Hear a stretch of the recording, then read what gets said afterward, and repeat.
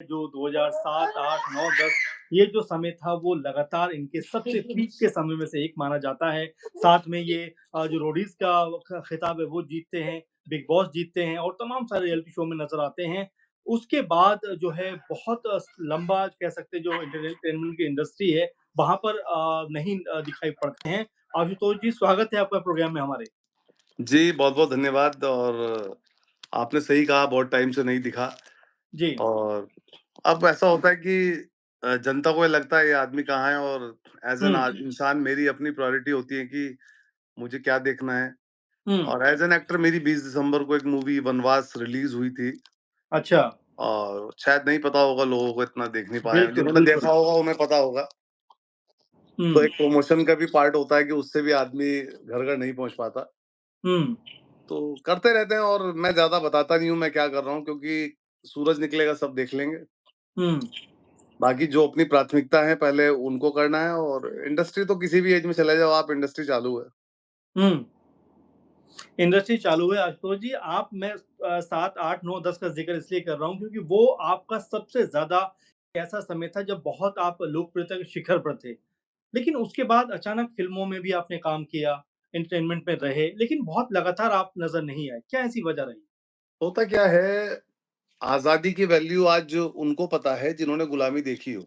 हुँ, पैसे की वैल्यू उसको पता है जिसने वो गरीबी देखी हो।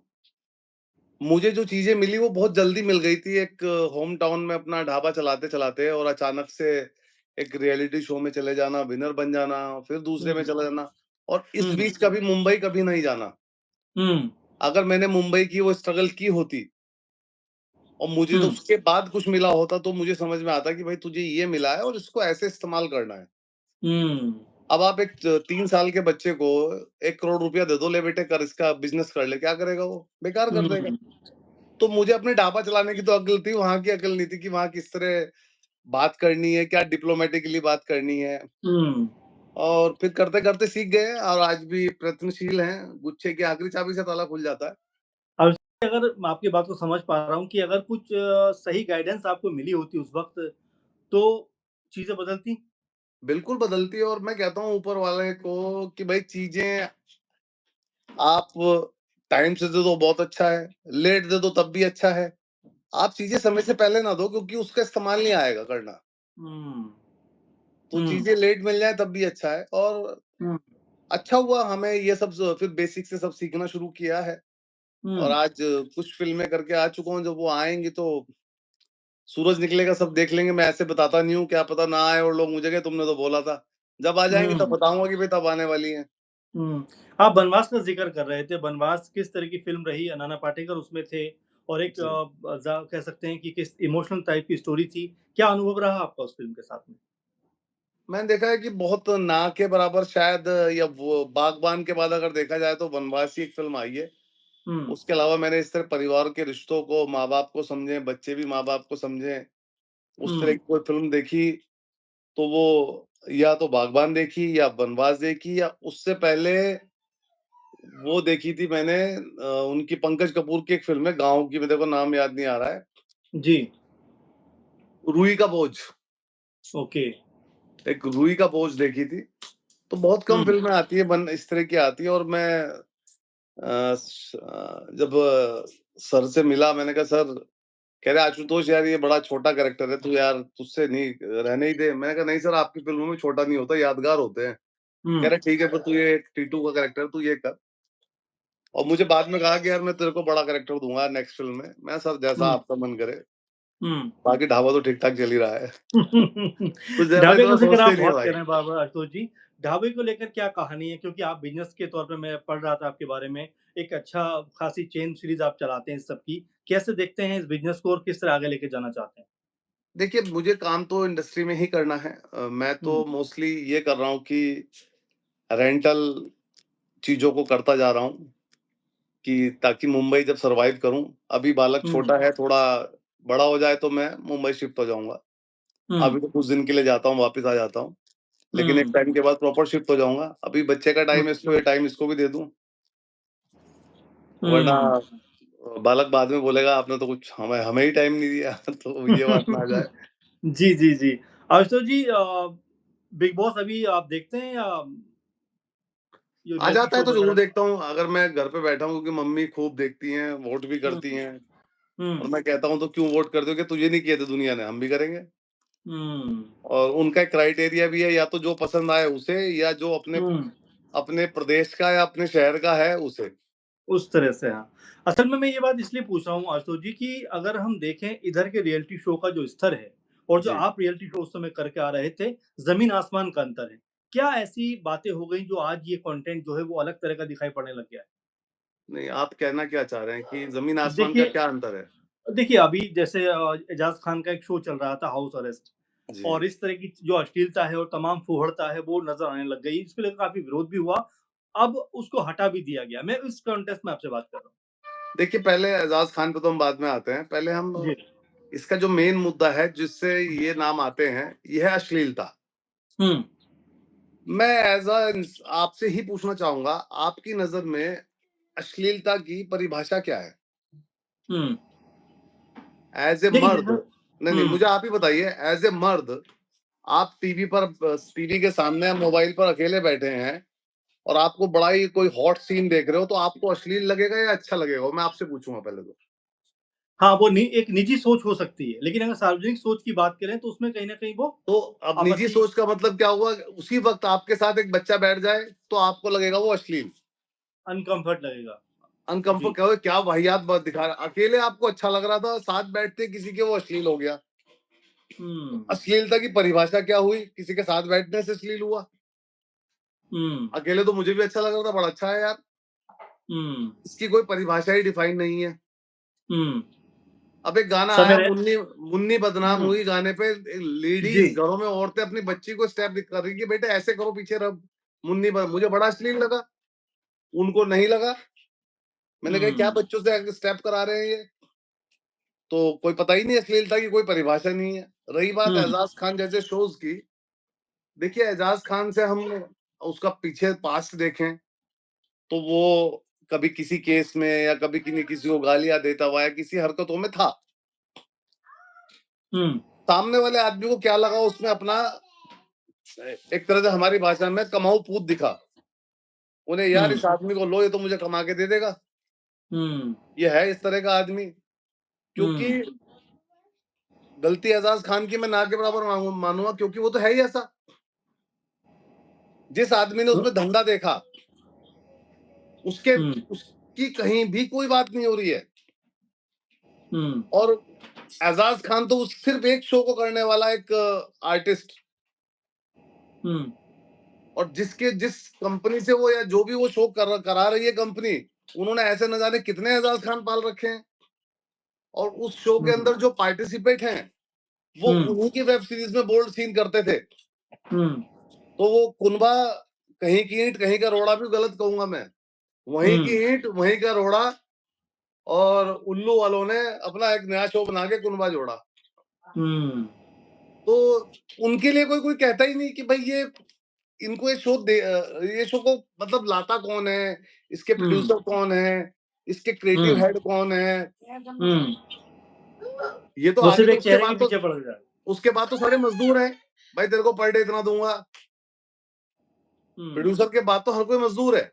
हुँ, कोई एक्टर है, कोई राइटर है, कोई डायरेक्टर है, टर्टर है सब। बाकी सर तो वही है प्रोड्यूसर। हुँ, तो सर के ऊपर कोई ब्लेम नहीं है और मजे की हुँ, बात है कोई बात ही नहीं कर रहा है सर की कि ये हुँ, सर के ऊपर भी कोई ब्लेम आए या कोई कहे कि भाई सर आप ये आज से नहीं इससे पहले भी और आगे भी और ये चलता रहेगा आप देखते रहना। हर साल बिग हुँ, बॉस के लिए भी हल्ले होते हैं, बड़ा अश्लील है, बाहर धरने प्रदर्शन होते हैं। आज तक बंद हुआ हुँ, नहीं, पता नहीं उस धरने प्रदर्शन में दम नहीं है या सब अपनी-अपनी मस्ती की नेतागिरी के लिए कर रहे हैं कि हम भी नेता बन जाएँ, हुँ, कहीं चमक जाएँ, कुछ हो जाए। हुँ, और मैं जिन रियलिटी शो से आता हूँ, मैंने देखा है कि जानबूझ के लोग झगड़ा करते थे कि ताकि झगड़ के हम कैमरे पे दिख जाएँगे। हुँ, ऐसा भी लोग करते थे हुँ। और अच्छा जी, जी। अच्छा ये भी और कहा बात जाता है आशुतोष जी कि पूरे के पूरे शो स्क्रिप्टेड होते हैं, स्क्रिप्ट होती है पूरी बनी हुई, ऐसा भी जो देखो आरोप लगते हैं क्या वो दोनों तरह के होते हैं। जी। स्क्रिप्टेड भी होते हैं, नॉन स्क्रिप्टेड भी होते हैं। जैसे एमटीवी का रोडीज है, हुँ, आपने उन्होंने मुझे एक टास्क दिया और मैं वो टास्क नहीं कर पाया या कुछ हुआ या हुँ, मैंने किसी को निकाल दिया। हुँ, 24 घंटे तो हमारी बात रिकॉर्ड कर ही रहे हैं। मैंने किसी को हुँ, निकाला, 2 हुँ, दिन बाद उन्होंने शो वालों ने उसको फिर वापस डाल दिया और एक भूमिका बना दी, अब निकाल के दिखा, है तुझ में रोडीज़ वाला दम। मैंने उसे फिर निकाल हुँ, दिया, 4 दिन बाद उन्होंने उसे फाइनल में डाल दिया, अब लड़के दिखाओ। हुँ, तो उन्हें स्क्रिप्टेड करने की ज़रूरत ही नहीं है, हुँ, जबकि वो शो स्क्रिप्टेड ही होना चाहिए कि एक हुँ, बार एक बॉन्ड स्क्रिप्ट बन गई, इसमें ये होगा, इसमें अगर ये निकला तो कभी नहीं आएगा। हुँ, धंधा चल रहा है कि ये नॉन स्क्रिप्टेड है। तो हुँ, ये ज़रूरी मत सोचा करो कि स्क्रिप्टेड होना ही ज़रूरी है। हुँ, आप स्त्री भी देखो, जो शो स्क्रिप्टेड नहीं है, हुँ, वो खुद में स्क्रिप्टेड है। हुँ, अब वो रघु या राजीव कोई बैठता है, वो तो होगा शो के भगवान। जी। अब भगवान किसी को दोबारा ज़िंदा कर दें, किसी को मार दें, भगवान नीचे शिकारी शिकार कर रहे हैं, साथ में जो चल हुँ, रहे हैं वो बेवकूफ़ हैं साले, वो साथ में घूम ही रहे हैं, बस चल रहे हैं। हुँ, तो उन्हें स्क्रिप्ट की ज़रूरत नहीं है। मैं बिग बॉस में रहा, मुझे कभी नहीं कहा गया कि आप हमें ये लाइन बोलो या ऐसा कुछ बोलो। अच्छा। लेकिन कुछ तो वो स्क्रिप्ट प्लान करते ही है ना, किसी को भेजेंगे, किसी को रखेंगे, हुँ, किसी की एंट्री होगी, नई एंट्री होगी। हुँ, तो किस किस लेवल पे क्या शो स्क्रिप्टेड है? हम जो आम भाषा में बोलते हैं स्क्रिप्टेड है, वो होता क्या है? हुँ, घर में झगड़ा हुआ, हम हुँ, कहेंगे, "आए साले खाम का स्क्रिप्टेड है और बस ये लड़ाई करवा रहे हैं।" एक बात हुँ, बताओ, अपने घर में नहीं झगड़ा होता? जी। अपने खून के हाँ, रिश्तों में नहीं झगड़ा होता?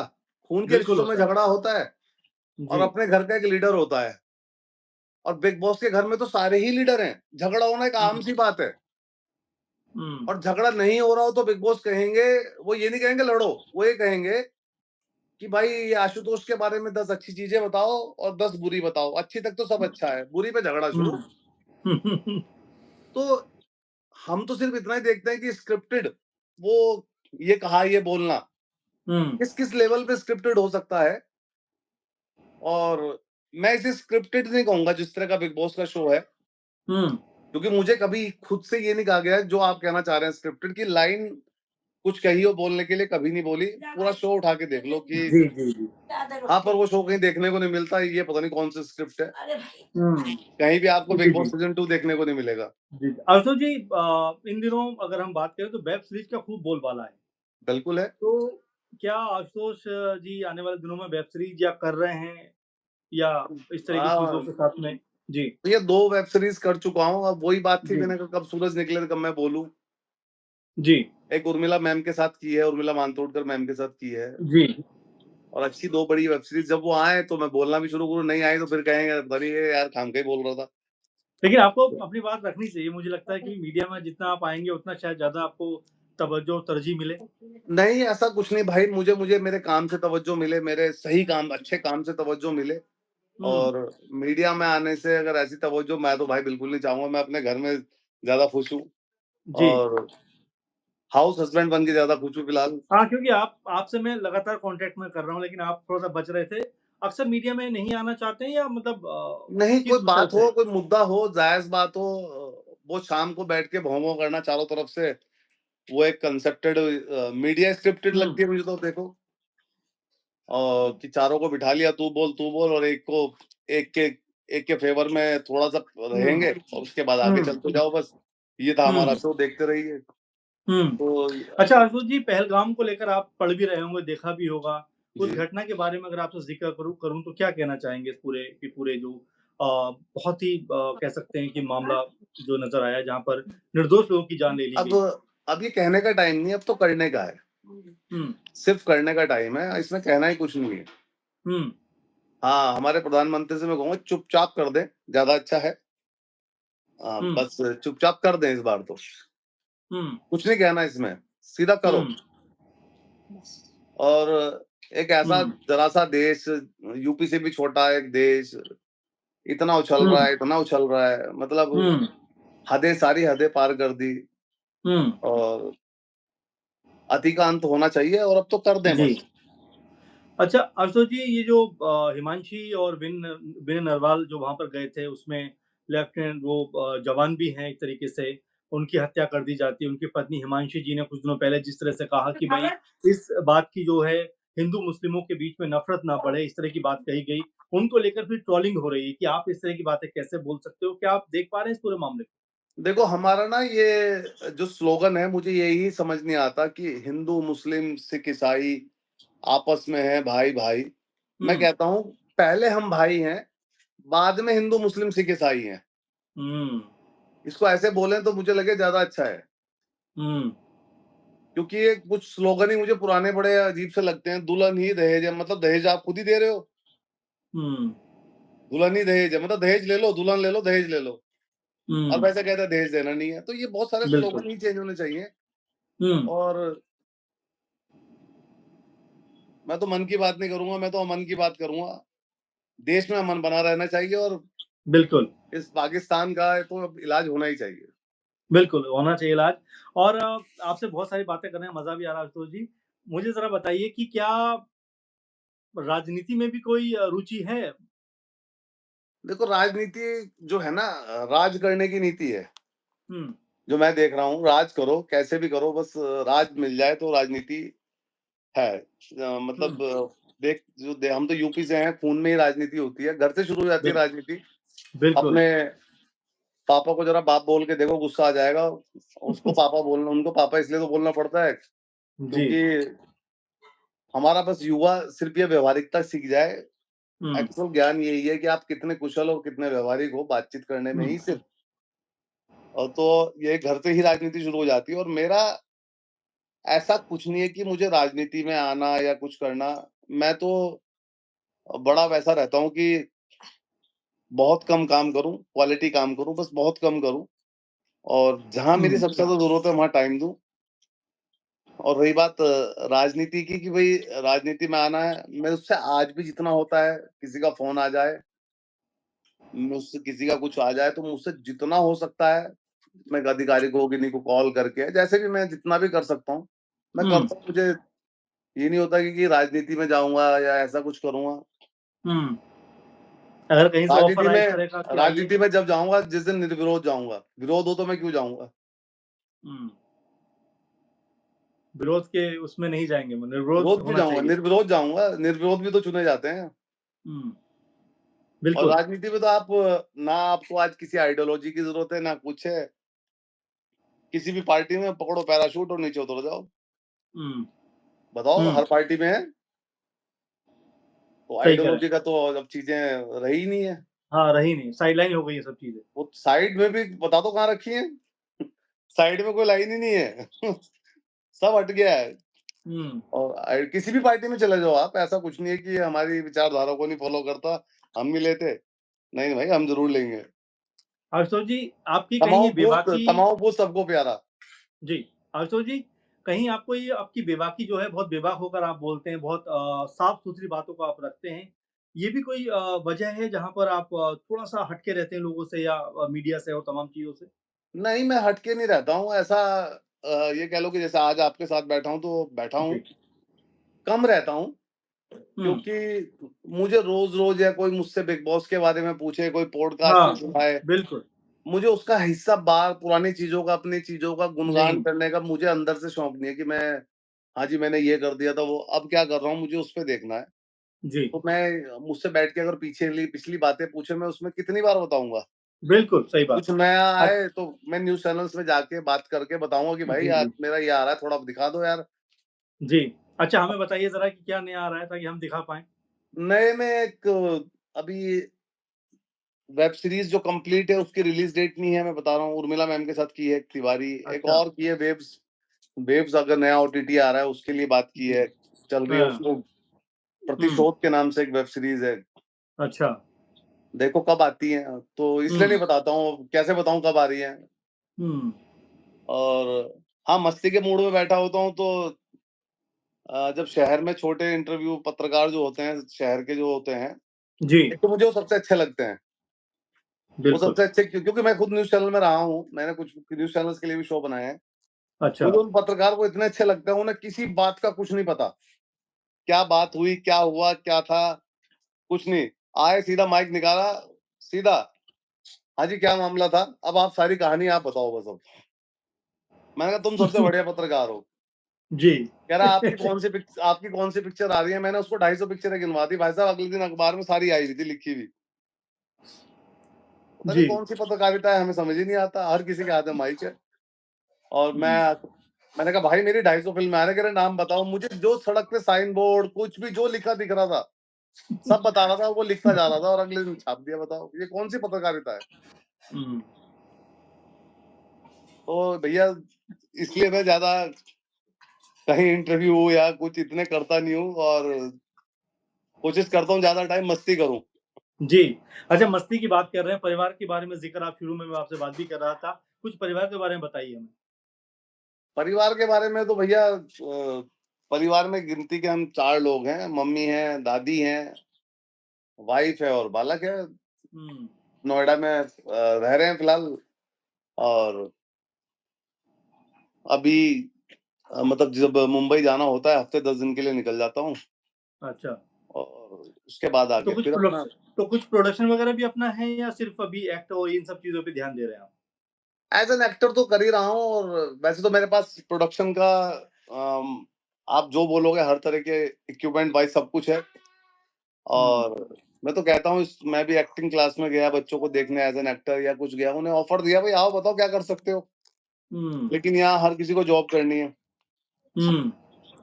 अपना काम नहीं करना है। मैंने कहा मुझसे स्पेस ले लो, मुझे बताओ अपने प्लान दो क्या करोगे? मुझसे सारे इक्विपमेंट ले लो, करो क्या करोगे? सब हुँ। जॉब करनी है। तो वो जॉब ही करेंगे फिर, तो करो भैया। हुँ। तो मैं अपना जो मुझे दिमाग में आता है उसको लिख लेता हूँ, हुँ। उसको एक्ट करके अपने यूट्यूब चैनल वगैरह पे जब भी टाइम मिलता है डालता हूँ। एज़ एन हुँ। यहाँ तो मैं सिर्फ इतना ही करता हूँ। हुँ। नोएडा में इतने से ज़्यादा कुछ करता नहीं हूँ। जी, जी, जी।